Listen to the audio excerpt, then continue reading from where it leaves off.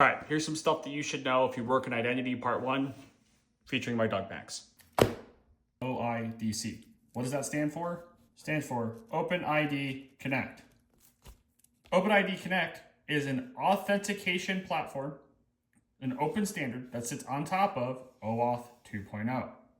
The important thing to know is that these two things are doing authentication and authorization. This is me proving who I am. This is the system deciding what I'm allowed to access. Let's put this into a metaphor. We're gonna have 3 people: Bob, Sally, and little Timmy. Bob, Sally, and little Timmy all want to get access to this music venue. This venue has a restriction.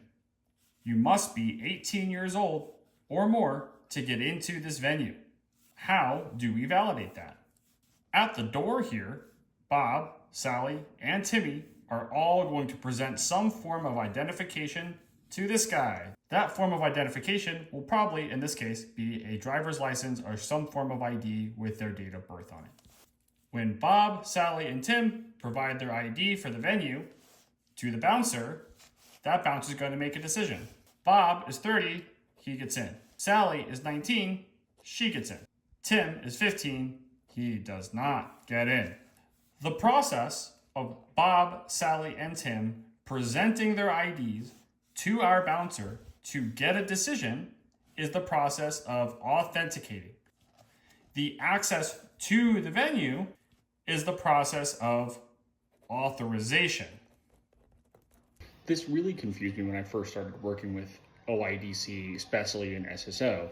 The metaphor here being that by presenting my ID, I'm getting authenticated that I am who I say I am, I have the right credential, which is OIDC. And then the OAuth portion of it is that authorization, in this case, into the venue itself.